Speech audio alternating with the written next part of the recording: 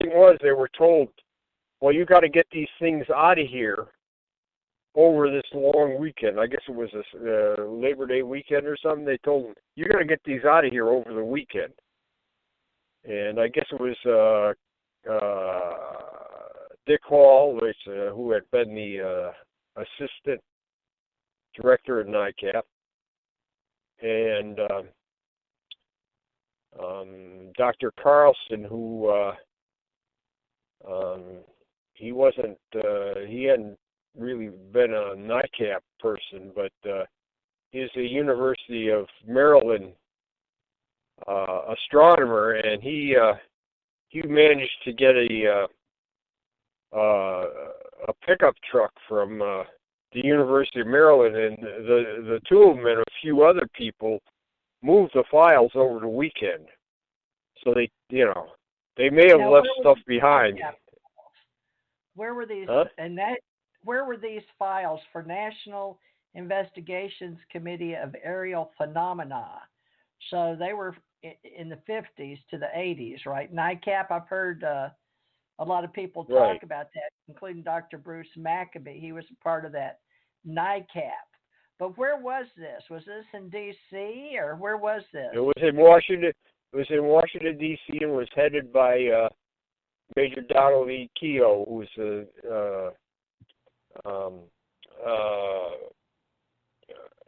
UFO writer. I mean, he wrote 5 books on UFOs, and many magazine articles. So, NICAP kind of was falling on hard times. It was in the middle and late 70s, it was kind of limping along, and the files were put in storage, and there was somebody that was running the organization out of his house. So finally, when NICAP was close to collapse and didn't look like they were ever going to get going again, Kufos made an offer to buy the files, which was really smart because the files were really good. And when they were in their prime, they did a lot of good investigations. So now, Stuart Nixon was in charge of NICAP at the time or not? Stuart Nixon, did you ever run across his name? Yeah, Nixon was in charge. The board in 1969 or the late 60s, NICAP was having financial problems. Oh. And they were also having, to a certain extent, the board felt like, actually the board was told, hey, look, if you don't get this situation with the finances under control, you could possibly be liable for some of the things that NICAP's doing. So they cut down the number of people that were working there, and more or less told the staff, hey, you've got to get this under control, and it didn't look any better, and finally everybody was gone except Stuart Nixon. He was the last man standing. Seems they had organization troubles in collecting membership fees. They had, you have to remember what the situation was like in 1969. They were going through, the whole economy was going through troubles. Okay, the gas war and the Vietnam War. There were a lot of people that there was the support for the Vietnam War was going down quite a bit. It had been after Tet and everything, and people were not worried about UFOs, and of course, the Condon Committee, they said there's nothing to UFOs, and then finally in '69, the Air Force said we're closing Blue Book. So all those things impacted UFO organizations at the time. Yeah, a minimum of 25 years old and able to drive 50 miles an hour just to qualify to be an investigator with NICAP. Yeah, that's in my background. Well, no, they had the. I'll tell you what, the investigation, to be an investigator with NICAP, you had to have some kind of experience or scientific or law enforcement, journalistic experience that you could you knew how to investigate things. Yeah, they had ex-CIA, and you had to have a background in physics or astronomy, anthropology, medicine, psychology, or ex-CIA defense intelligence, and some type of advice on investigative techniques in government relations, right? So that was logical or systematic program by which the advisors were chosen. So that's very interesting because NICAP was way back there. And do you have the dates when this was 60s to the 80s?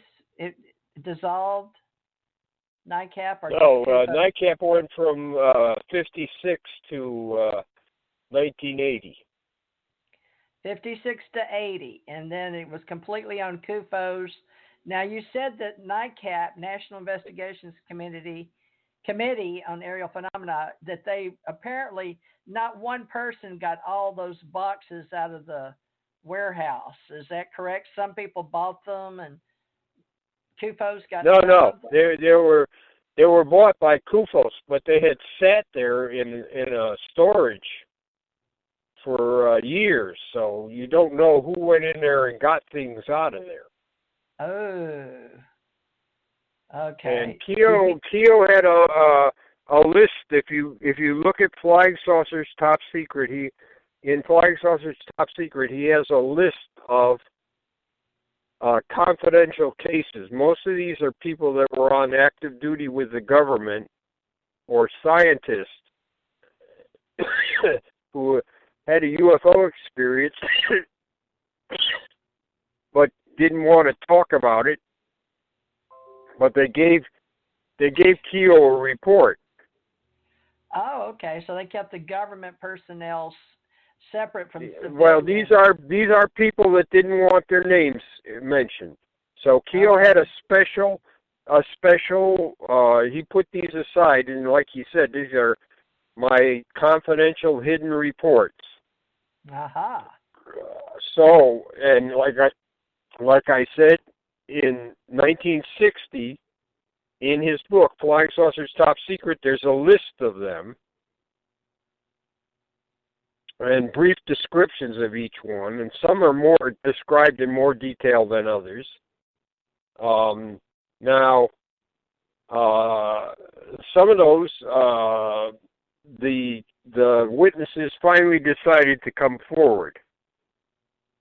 So they are, those were in the files, the regular NICAP files. A few others that were considered hidden reports, when we were going through and doing this thing, we were able to find them. And a few others, after NICAP's demise, we were able to figure out who the witnesses were and go and talk to them. Not me, but other people, like Francis Ridge. So, but the majority of these hidden and confidential cases, and they're real important. They're some of the best cases NICAP had. They're gone. Nobody knows where they are, and I wouldn't be surprised. I would be surprised while while the stuff was in storage, that some people went in there and got some stuff because there's stuff missing. There's private that files. that I knew was there. Yeah, that I knew that was there. Huh? When NICAP, Nixon divided the country into regions, did you by chance know if they kept the files in the regions, or did they send them all to Washington? No, everything went to Washington. So, all right. Now, they had a under Keogh, they had what they called investigative subcommittees, and they were specialized in that they had people that knew how to do investigations, and they had a head. So maybe there was a subcommittee in Albany, and one in New York City, and one in Pittsburgh, and one in Harrisburg, Orlando, Florida, things like that. They had, at one time they had about 40 subcommittees, and about 30 of them were active at any one time. And they weren't just in the United States, they were in Canada, like Hawaii, Guam, Chile, Europe. So they were all over the place. Now those were Major Donald Kehoe, right? Major Donald Kehoe. Right. He was in the Marine Corps. Yeah, he had a balloon accident at Guam. I think it was in the 30s, and he had disability retirement because he was a aircraft and balloon pilot, and he had a ballooning accident in Guam, and he became disabled and retired then. He was recalled during the Second World War and worked on training and administrative manuals.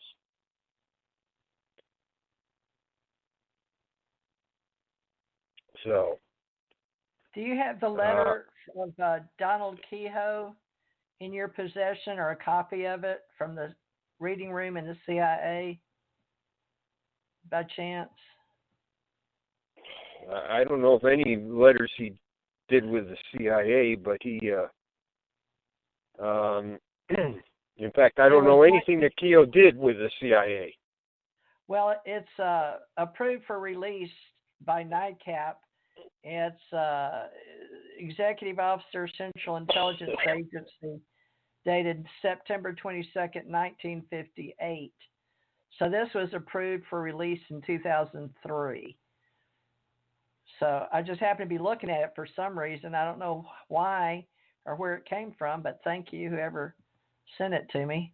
It's a copy of a National Investigations Committee of Aerial Phenomenon, Major Donald E. Kehoe, Director, 1536 Connecticut Avenue, Washington, 60C North, and it's to the Executive Officer, Central Intelligence Agency. So apparently... Well, what does it say? What does it say? Says, since January 53, I've been aware of the fact that the Central Intelligence Agency assembled a group of scientists at the Pentagon to examine the evidence on UFOs. Oh, okay. That was, yeah, okay. That he's trying to get information out of the CIA, yeah. Oh, okay. Hey, nobody knew about the Robertson panel except what Ruppelt had given a very sanitized version in his book. He talked about the Robertson panel. He didn't say who they were. He didn't even say the CIA was involved, but yeah. So Keogh was trying to get information about the Robertson panel. Okay.